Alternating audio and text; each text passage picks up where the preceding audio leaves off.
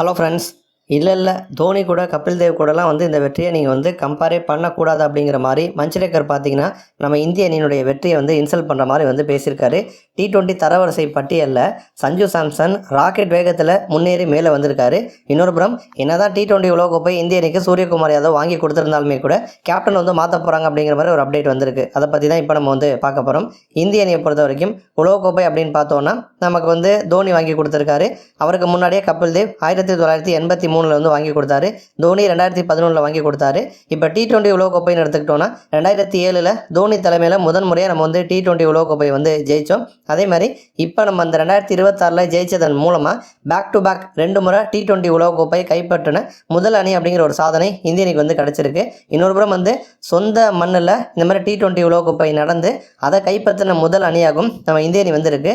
ஓவராலாக எடுத்துக்கிட்டோன்னா T20 உலகக்கோப்பையில் 3 முறை டிராஃபி அடித்த ஒரு டீமாகவும் நம்ம இந்திய அணி வந்திருக்கு.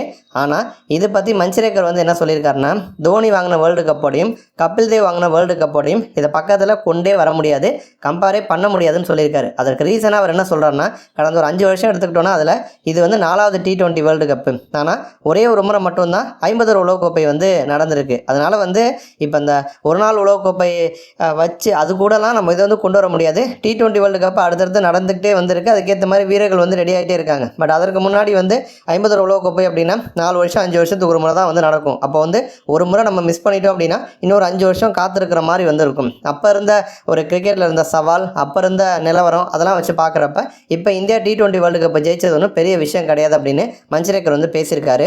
அடுத்து பார்த்தோன்னா இந்த T20 ரேங்கிங்கில் வந்து அபிஷேக் சர்மா என்ன தான் சொதப்பியிருந்தாலுமே கூட கடைசி நேரத்தில் இறுதிப் போட்டியில் ஓரளவுக்கு ரன்கள் வந்து சேர்த்துருப்பார். இதன் மூலமாக அவர் வந்து முதல் இடத்தை தக்க வச்சுக்கிட்டாரு. 18 பந்தில் அரை சதம் அடித்து அசத்தியிருக்காரு. 2வது இடத்துல இசான் கிசான் வந்து இருக்கார். அவர் வந்து 871 புள்ளிகள் வாங்கியிருக்காரு. அபிஷேக் வந்து 875 புள்ளிகள் வந்து வாங்கியிருக்காரு. இதை தாண்டி இந்திய வீரர்கள்னு பார்த்தோன்னா திலக் வர்மா 7வது இடத்துல வந்திருக்காரு. சூரியகுமார் யாதவ் 9வது இடத்துல வந்திருக்காரு. சஞ்சு சாம்சன் தான் ஜெட் வேகத்தில் மேலே வந்திருக்காரு. இந்த T20 உலகக்கோப்பை தொடருக்கு முன்னாடி அவர் வந்து 65வது இடத்துல வந்து இருந்தார். ஆனால் முக்கியமான போட்டியில் அசத்தியிருக்காரு. இவர் வந்து நம்ம வெஸ்ட் இண்டீஸ் அணிக்கு எதிராக 97 ரன் நாட் அவுட்டு. அடுத்து வந்து இங்கிலாந்துக்கு அகைன்ஸ்டாக 89, ஃபைனலாக நியூசிலாந்துக்கு அகைன்ஸ்டாக 89 கண்டினியூஸாக 3 ஹாஃப் செஞ்சுரி அடித்ததுனால 65வது இடத்துல இருந்து இப்போ 22வது இடத்துக்கு வந்து முன்னேறி இருக்காரு.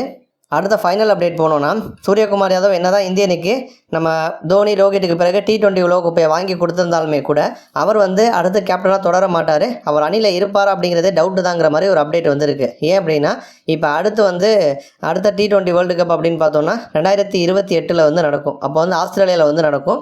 அப்போ வந்து சூரியகுமார் யாதவுக்கு 37 வயசாக இருக்கும். இந்த முறை சூரியகுமார் யாதவ் இந்திய அணிக்கு கப்பு வாங்கி கொடுத்துருக்காரு அப்படிங்கிறது உண்மையான ஒரு விஷயம் தான். பட் ஒரு பேட்டராக அவர் வந்து என்ன பண்ணார்னு கேட்டோன்னா ஒன்றுமே பண்ணலை. ஃபைனல் போட்டியில் கூட டக் அவுட் ஆகி ஏமாற்றத்தை தான் வந்து கொடுத்துருக்காரு. தொடர்ந்து அவரால் பேட்டிங்கில் சிறப்பாக ஆட முடியுமா அப்படிங்கிறது பெரிய ஒரு டவுட்டு. அப்போ அவர் வந்து கேப்டனாக தொடர மாட்டார் அப்படின்னு பல முன்னாள் வீரர்கள் கருத்து தெரிவிச்சிட்டு இருக்காங்க. அப்போ அடுத்த கேப்டன் யாருன்னு பார்த்தோன்னா திரும்ப கில்லுக்கு கொடுப்பாங்களா அப்படின்னா ஆல்ரெடியே கில்லெல்லாம் வந்து ட்ரை பண்ணிட்டாங்க. 3 ஃபார்மேட்டுக்கு ஒரே கேப்டன் வைக்கலாம் அப்படின்னு. ஆனால் கில்லுனால T20 கண்டினியூஸாக ரன்கள் சேர்க்க முடியலை. அதனால் வந்து திரும்ப கில்லை கொண்டு வர மாட்டாங்க. இப்போ வேறு ஆப்ஷன் அப்படின்னு போகிறப்ப சஞ்சு சாம்சனுக்கு வாய்ப்பு வந்து கொடுக்கலாம் அப்படின்னு வந்து சொல்லப்படுது. ஏன்னா நீண்ட காலமாக சஞ்சு சாம்சன் ஆடிட்டுருக்காரு. அவர் வந்து இப்போ CSK அணியில் வந்திருக்காரு. தோனிக்கிட்டேருந்து நிறைய விஷயங்கள் அவருக்கு வந்து கிடைக்கும். அதே மாதிரி அவர்கிட்ட எக்ஸ்பீரியன்ஸ் வந்து இருக்குது. ஒரு காமான ஒரு கேப்டனாக அவர் வந்து இருப்பார் அப்படிங்கிறதுனால திரும்ப கேப்டனை மாற்றி சஞ்சு சாம்சனை அடுத்த வேர்ல்டு கப்புக்கு முன்னாடி கேப்டனாக போட்டு அவர் தலைமையில் வந்து வேர்ல்டு கப்புக்கு ஸ்குவாட் வந்து ரெடி ஆகும் அப்படின்னு எதிர்பார்க்கப்படுது. நன்றி.